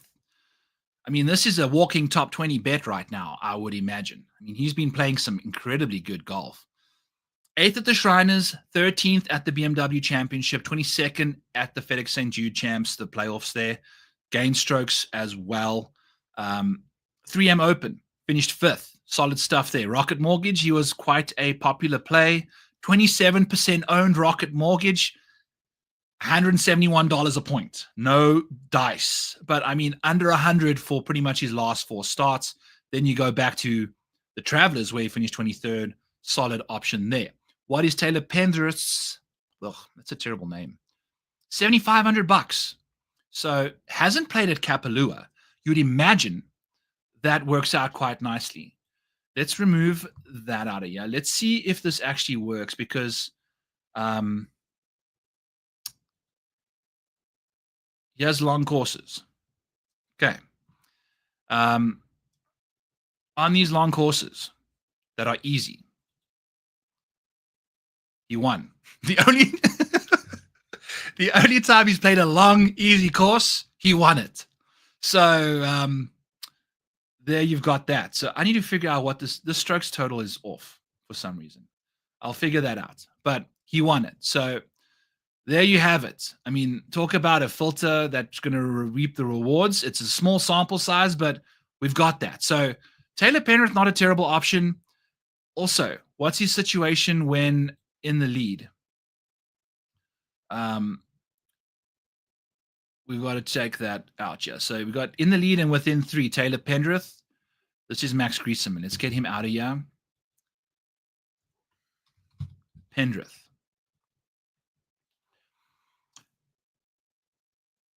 Shriners, he was within 3 after round 3. Gained less than 3 strokes. So not that great, if we're being honest here. In round 2 of the 3M was the last time he had a spike round, gained 7 strokes. Big time performance there. Then we got to go back to the CJ Cup. Byron Nelson in round 3, he gained 5.5 strokes. When he won this thing, he gained half a stroke only in the final round with the lead. Ben Cole's pretty much shit it down his pants. So unfortunately, couldn't quite get it together there, old Ben Coles, but TP got himself across the line. I don't trust him as a winner. I don't mind him as a $7,500 value play, and I don't mind him as a top 10 bet. Maybe we get a top 20 bet on him. What were we thinking? What's his recent stretch of runs here for old TP? Yeah, I mean, it's top 10s for sure. This dude's just rattling off top 10, top 20s. Let's go with the top 20 bet for Taylor Pendrith. Once I get my actual finish placement data in here, we'll have some really good stuff. We're going to have a whole betting page. So that'll be up and running by the Sony, by the way, if my child lets me. So, yeah, cool stuff, dude. I think this tool's super cool. Super cool. Moving along swiftly. Taylor Pendrith, like him DFS, like him for a top 20. Solid number, 5,500. So 55 to 1 will give us some solid T20 options there. Okay. I'm just clicking random stuff. Let's see. Should I just see something quickly? Let's do this. Do this. This. Let's go some of top 20. Is that even going to come in here? Pendrith.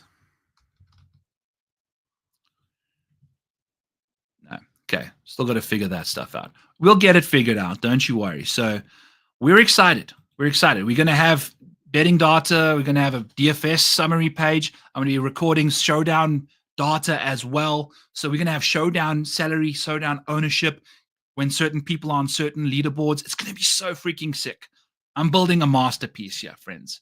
Get in while you can. Use code Maniac for 10% off.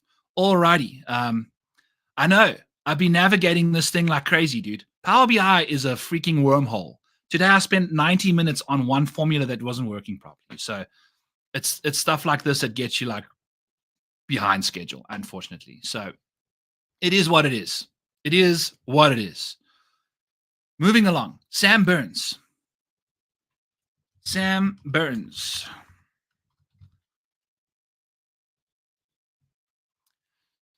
Sam Burns last played golf at the BMW Championship. Finished second. Lost strokes off the tees. Lost strokes off the tee in the last 4 rounds, 4 tournaments.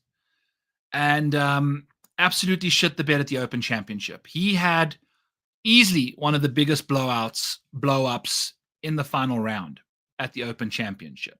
It may be one of his worst rounds yet. Let's look here. It was no good. But let's look here by date. And he was within the lead too, I think. Or was he?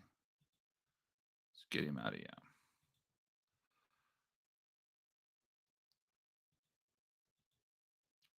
Okay, so the Open Championship, take a look. He was within 3 strokes going into the final round. And he was 1 stroke back. So it was a tough situation and ended up finishing 15 shots behind the leader. So situation wasn't the best, but it is what it is. So we're going to see what he gets. Like, I've got some things that aren't making sense, but he was in second place going into the final round and finished 31st. Lost 6.85 strokes. I mean, that's easily one of his worst rounds. Oh, he's had worse at the Memorial twice. Sheesh. 2 different years. So don't play him at the Memorial. That was a long time ago, though. So not nearly as bad as we'd think, but easily his worst round of 2024. The Masters as well in round 1 completely shut himself out of the tournament, though. So interesting stuff there with old Burnsy, but we kind of fancy his chances. Let's take a look at the Plantation course over here. In the last little while, how's he done? He's had 1 round where he's been inside the top 10 in the last 3 years at this golf course. Just doesn't have it. His issue is off the tee seems to just suck. I mean, he's not done his best off the tee performance. He's gained 1 stroke. That's it. He's only gained 1 stroke once. No good. His putting is not spiky. He's had 1 spike round. Sam Burns is one of the best spike putters we know. I mean, if we unfilter the Sentry, I mean, look here, 4.5 strokes gained in 2023 in round 3. If we take out the Plantation course and we just filter on Sam Burns just in 2024, we likely get an insane spike round. With like, look at the US Open, he gained 5, Travelers 4, Open Championship 3. I mean, he's got multiple rounds where he's gained over 2 strokes. I mean, that's like almost his freaking baseline, basically.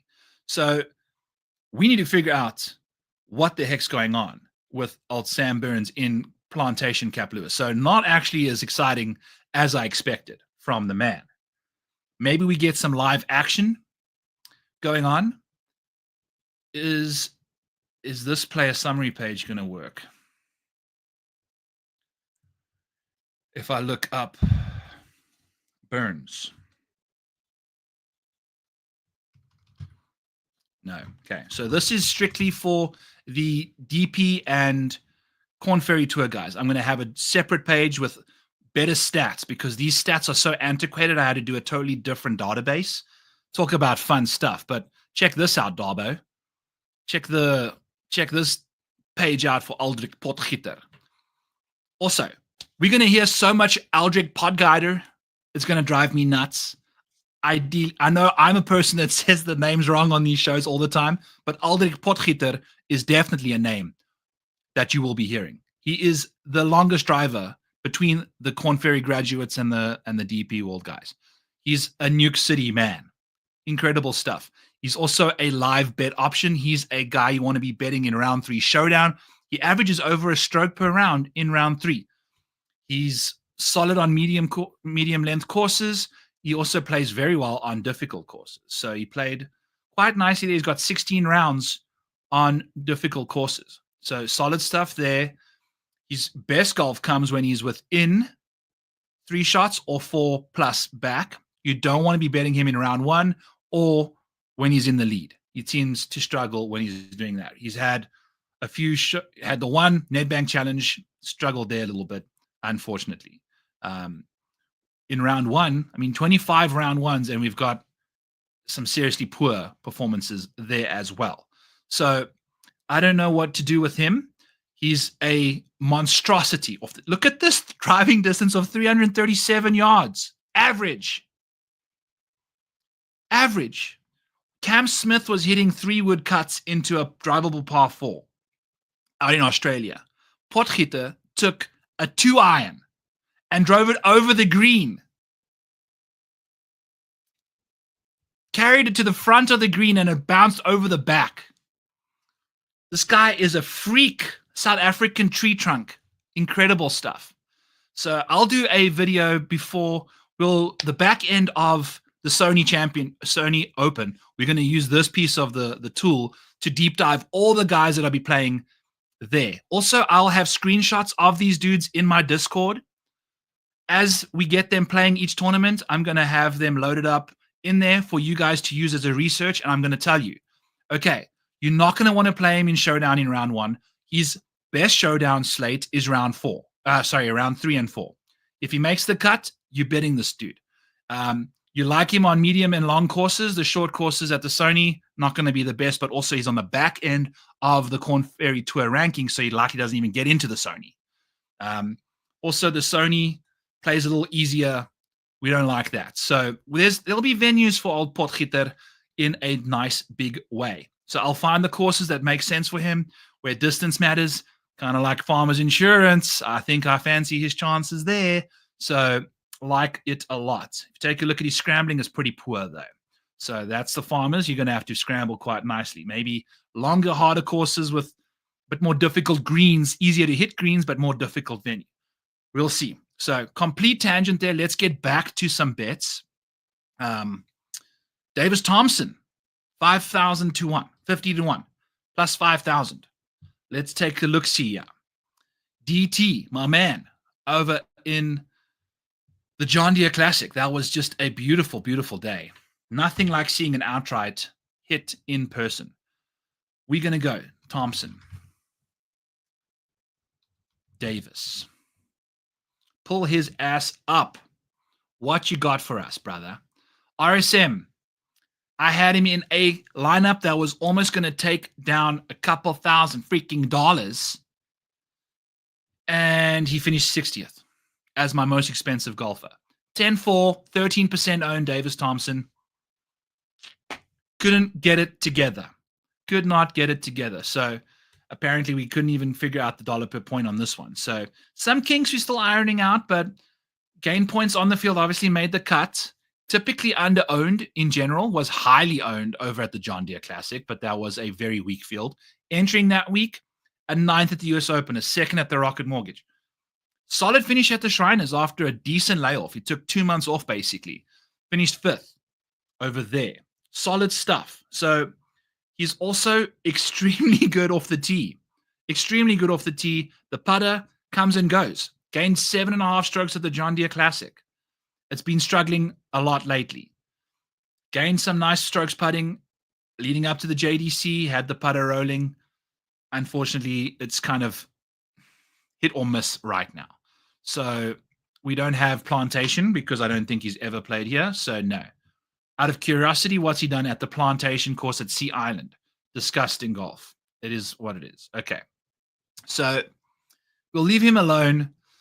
55 to 1, 50 to 1. What is his $7,900? He's likely going to be low owned. He's an extremely good ball striker. The putter comes and goes. He did gain strokes putting at the Shriners a little bit, but it can also absolutely just nuke his performances. I mean, look at what he did. He lost 3.5 strokes at the RSM putting, but off the tee, it's been insane. I mean, look at this off the tee predominance here. Delightful stuff. We'll also get color coding going on here soon. Conditional formatting for the strokes gain stuff, so we can see exactly what's going on. Lots of fun stuff coming your way, friends. Okay. Looking on down the board here. Cameron Young, never going to bet the guy to win a tournament until he does. Can't do that. Robert McIntyre showing up. Good for him. Siwoo Kim. Siwoo Kim is also, he's the Korean Corey Connors. Take a look at Siwoo Kim's situation here. He has hardly any top 5s. We've got one top 5 at the BMW Championship.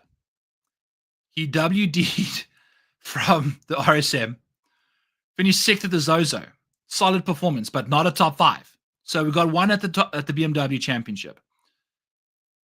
Let's even make it top 10s. I mean, look at this. His best, let's go 2024.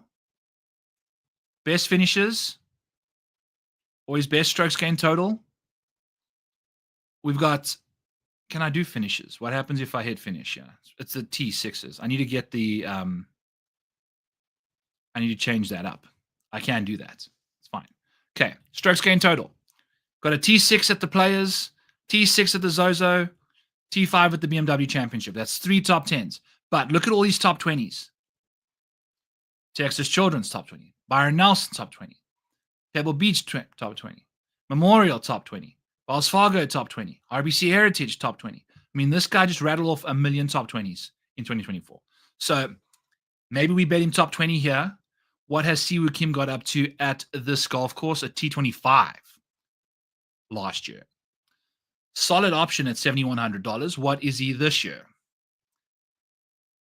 $7,800. 3% owned. So, we've got more. But wait, there's more. So right around that top 10, top 25 range, that's where he lives. He just can't seem to get it done. So that's your thing for Siwoo Kim. My player profile for him, bet him top 30s, bet him top 20s, especially at venues that he kind of fancies, the shorter positional venues. It's so cool to see how these guys, yes. So what I kind of figured, Darbo, is it's like it doesn't really help. It doesn't really help if you. Let me get my words out here. It doesn't help having the total points because it's all relative. You know, you need to. DFS is about scoring more points than the other guy. So if you just see him playing these very like birdie intensive venues, it's difficult. I'm just explaining for other people as well. If you see him playing a birdie intensive venue, they're going to score lots of points, but that doesn't necessarily mean that he's gaining tons of points on the field. So points gained is, maybe I should say DK points gained for this thing. Maybe I'll have a tooltip that comes up and says, okay, this is what this is. But, also the dollar per point is a good way to kind of determine how successful of a golfer you've been in the DFS world as an option. So some solid stuff to end the year. Wasn't a fan of the RSM Classic though, was he? So maybe he's running hot, but maybe the putter's cooled off as well. He's gained putting now in 3 consecutive tournaments though. Interesting stuff. As you can see, he's not a very good putter. Not a very good putter at all. but most of his good putting performances have come at the Players. Always plays nicely there. But yeah, I mean, look at these putting performances. They are not good at all. So just seeing him gain 3 consecutive times with the putter, very good to see. So maybe we just bet him top 20 at this price tag. What is his price tag? He's 50 to 1. Probably should get a decent price tag on a top 20 bet for Siwoo Kim. Maybe a top 10 bet. We'll see how we feel. But likely a top 20 because we know how he likes to hang out in that range. Other names. Keegan Bradley. I mean, let's start expediting this a little bit. Keegan McLaughlin. Interesting name there. So won the BMW Championship last time he teed it up. Where's the Tour Championship in here? I don't put it in because it doesn't matter. Who the heck knows what happens there? So maybe I should though. But as you can see, it's all just triple digit stuff for dollars per point. This guy is extremely, extremely volatile. Second at the Charles Schwab, first at the BMW Championship are his only top 20s in the last couple months, potentially leading back all the way to Pebble Beach was the last time we had a PGA Championship as well. Top 20 there. Then Pebble Beach back in Feb was his next best finish. So not ideal for Keegan. What's he got up to at Kapalua? In the last couple of years, we've got very poor results. We've lost insane amounts of strokes putting over at this golf course. So, yeah, it makes a lot of sense that he doesn't putt well. It's just not his thing. It's not his MO. You don't do the best with the putter, but it is what it is. Pretty much lost strokes putting in the last 5 tournaments to end the year, despite this BMW Championship. Did he gain? Let me double check this. I'm also just kind of fiddling around here as we go.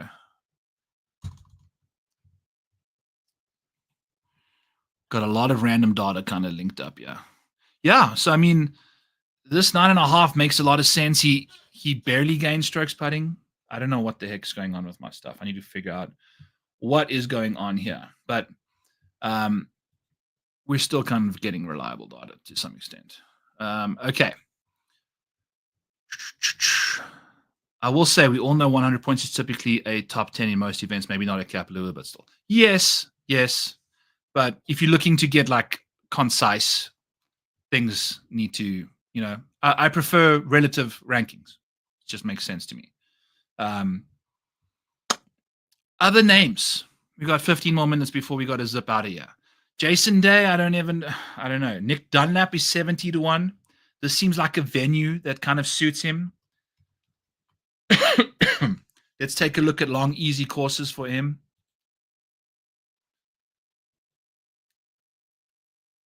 Top 30s at the Sanderson, top 30 at the CJ Cup. Easy courses, the American Express.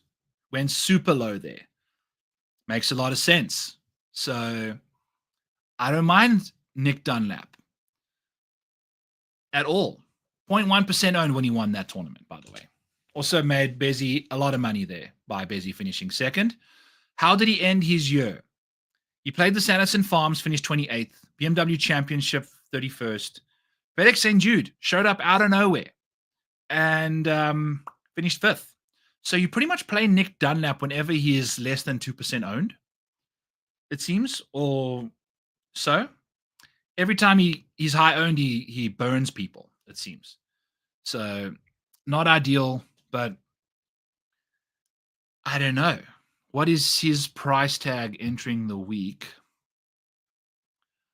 $7,200. So, right in this range that he's been. But, I mean, you are not getting consistency whatsoever from him.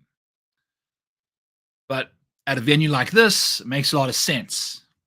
Easy courses, easy money. I mean, obviously won when the courses were the easiest for the American Express there. So, yeah. Let's keep scrolling along. Other names. Jason Day. Who in the chat mentioned Jason Day? And was it for one and done? Should I go for Jason Day? Kill me last one. We had like 50. I don't know. Let's see here. Day. Jason. Judson Holiday. Another name that shows up if you're searching here. Plantation course history. He's played you only twice. And he's finished 10th and 13th. So not the worst.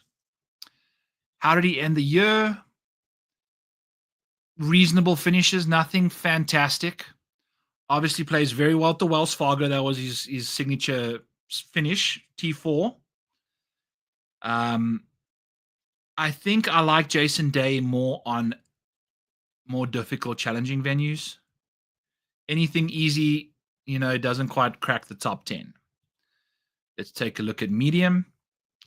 We get a top 10 at the Olympics. That was better. We take a look at hard. We start seeing some better stuff. The Genesis also top 10. And then if we go to hell, some T4 at the Wells Fargo, So Open Championship, 13th. Does his things. So I prefer Jason Day at not like birdie fests. You want Jason Day at a bit more challenging venues when score to par is a bit more meaningful. So there's Darbo's opinion of Jason Day.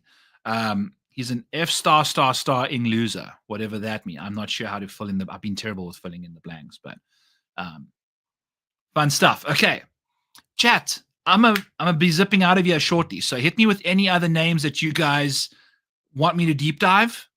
We will kind of see where we go here. Billy Horschel. Is that a name any of us are interested in? Billy boy. How did he end the year? A lot of European golf. I'm almost certain Billy Horschel is an imposter from the Europe side of things. He might land up playing on the Ryder Cup for Europe one day, not USA. Tough conditions for Billy. Look at the Open Championship, the Wyndham, PGA Championship. I guess the PGA was not nearly as tough as we expected, but he's a guy you kind of want to keep looking at tougher venues. Texas Children's Open. When you're looking for Billy Horschel, you're looking at solid approach numbers for the last little while. Typically tidy around the green, very good putter, and he's been playing solid, But I think I like him a bit more at more difficult, challenging venues. It seems like the easier they are, the worse he tends to play. Doesn't make a lot of birdies. He's a grinder. So let's leave him alone. Plantation course history for the Billy Horschels, nothing better than 11th. And that was in 2018. Prior to that, nothing better than a T23. So Billy is out. Poston. I like Poston. Didn't he race up the leaderboard here last year? PSOT. Poston. Yeah, T5. Also, he was the reason a lot of guys at the freaking at the RSM, look at what his ownership was at the freaking RSM, 13.3%, had a T5 with a ridiculous final round. Oh, my God. I'm having flashbacks. So Poston at the Sentry, 11th and 5th are two of his finishes, 21st as well. So, I mean, his worst finish is the 21st. That's like Billy Horschel's best finish. So an obvious situation to kind of DFS go to Poston over Horschel, but they are not necessarily in the same. Where's Horschel at? Yeah, is he even? He's not even. Is he playing? Why is he not in? Jesus, is he playing this week? Why is the odds? He's got odds. I don't know. Anyway, we don't care. We're not going to be playing him anyway. Maybe we fade him in matchups if he shows up on a matchup. Poston, not a bad option. Let's actually go back there quickly. Let's remove Plantation course here. Solid course history. Won the Shriners, but it's been all ass prior to that, but he seems to have found his groove again. Maybe he shows up at Plantation. So I don't mind him. What is his situation? 55-1. He gets it done. What does he do on easy courses? Let's take a look at some easy venues for him. Won the Shriners, finished 5th at the Sentry. He's obviously won the John Deere Classic before. American Express, he always plays well at. So he's definitely going to be in the mix for me. Whether I go to him at 55, I don't know if he wins again in 3 starts, but he's definitely found some form. Played nicely here last year.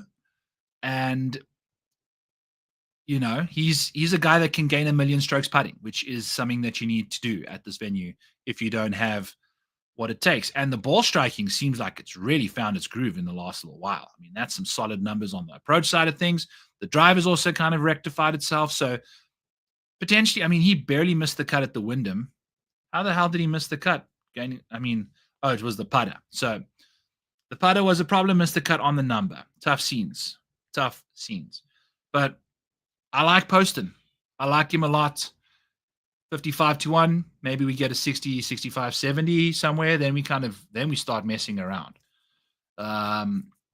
Any other Jake Knapp? Jake Knapp, friends, I'm going to go round by round because, in my opinion, that's what Knapp's secret situation is. If you take a look at Jake Knapp over the last little while, most recently, he played the RSM, made the cut. He struggled in round 1, kind of, made the cut, and then just went backwards. Oh, my God. Yeah, not good. What was the issue? Putter went backwards in round 4, hit a ball in the water probably in round 3. We don't know what happened there. But if you think about Mexico, let's see. Does Mexico show up here if we do easy? Not necessarily. Is it medium? No.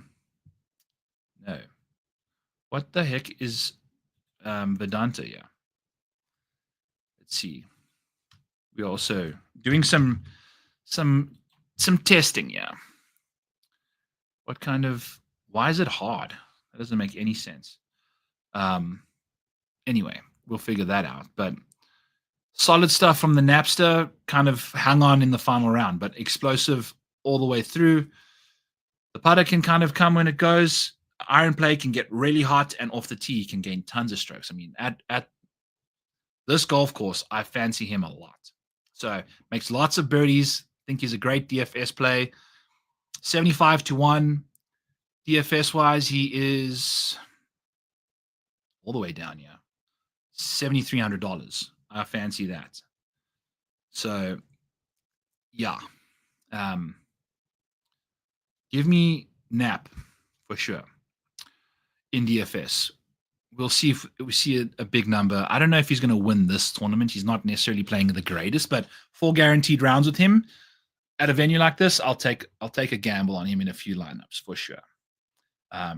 What's up, AJ Music? There we go, brother. By the way, you and I changing out to share. I live 3 hours. Yes, let's go. Yes, you can meet Mini Maniac. All right. So we've got Vegas and Hoagie. Let's do this. Let's get out of here. Vegas. All right. Vegas is this guy that also top 20 bets, even like a top 40 bet, really. You know, you're not necessarily seeing much upside from him, hardly ever. I mean, the only top 10 he had was the win at the 3M, which he's won before. So that's his go-to place.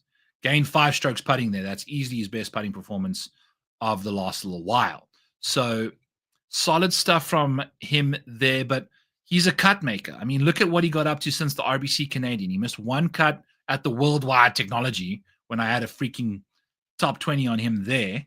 But outside of that, I mean, he gets in these grooves. I mean, started off pretty poorly, but this is coming back from injury.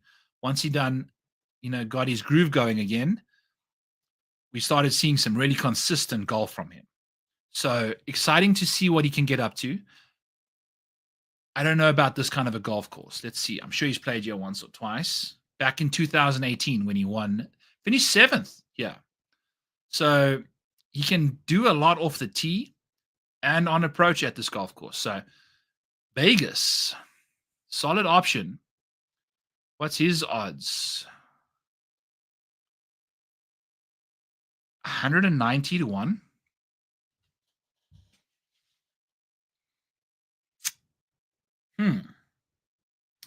I mean, if you, if you take a look at guys around him, it's like Patton Kazaya, Kevin Yu, Pavon, Goddard, Bryce Garnett, Davis Riley in this field at 350 to 1. Incredible. So what is Vegas's $6,400? I mean, yes. T7 here, solid stuff, but that's 2018. Whether we get that again, I don't know. I can't promise you that, but I mean, the putter seems to have found a bit of a groove. What's been his biggest issue? Nothing too crazy, like solid off the tee. I like Vegas. Solid stuff. Gives you some decent returns on his dollar per points, especially at $6,500. So don't mind him at all. And now for my highest owned option in best ball, Tom Hoge is in 1/3 of my lineups because he just seems to just finish inside the top 20 religiously. Unless, let me just show you some more hurt and pain.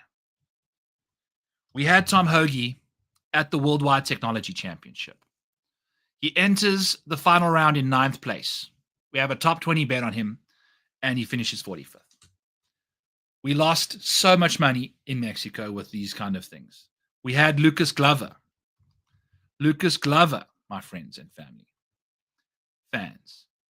He shows up at the Worldwide Technology Championship. Just disastrous stuff, and finishes 24th when we have a top 20 bet on him. So we were so close. So many guys heard us, but it is what it is. Let's go back to Hoge. We don't want to talk about Lucas Glover. Hoge struggled significantly in Japan. Missed the cut at the Shriners in the wind. Okay, Procore Championship, finished 7th. Hovering around the top 20 all the time. BMW Championship, finished 13th, was hovering around that top 10. So you can get some serious action from Tom Hoge. Let's see if we click the easies here and see what happens. Sentry, what's he been up to? Didn't do too great. American Express plays nicely over there. So what has Tom Hoge got up to at this golf course in the past? He's played here twice the last 2 years. Congratulations. And he's finished 3rd 2 years ago and then 38th last year. So you get a bit of everything from the Hoge. I don't know. Interesting stuff from Tom Hoge. So I do agree. I think Tom Hoge is a definite option. I don't know if he's going to win, but I think a top 20 bet on him is always in the mix. It's one of the most profitable top 20 bets you can get. Yeah. Let's take a look here at his DFS rankings. At the Sentry, I mean, he's been in the 6K range every single time, and it's likely happening again. Yep, $6,600, right in the middle. We're going to get him at 6%. Look at this. I mean, people saw this coming, didn't they? Holy cow. But he's been great value at this golf course for prices, so good to see there. I don't mind him. I don't mind him at all. We'll see what he can do. This is a solid option at this price point. So we'll get a nice top 20 number on him as well. Start the year off with a nice Tom Hoge top 20. Yeah, I figured I wouldn't expect you to have any of my shirts, Darbo. So anyway, that's it, folks. Got to look at you here because my camera used to be here. Now it's over here because my stuff's all messed up. It's a disaster. We are living that dad life. Not going to lie to you. But it's been the best 3.5 weeks of my life so far. Mrs. Maniac's been amazing. Best ball has been awesome. Work month end is starting to suck. We got month end starting right around once the golf starts after New Year's. My birthday's tomorrow. Wish me a happy birthday, please. Tomorrow. And the best gift you could buy me is signing up for my tool package down in the bottom at Rotoballer. For the full year, you grab it over there. You get this tool. You get my weekly models. You get my showdown models and my placement tool, my matchup tool, all my bets in the Discord, all my articles, everything. Darbo, I'm a medium.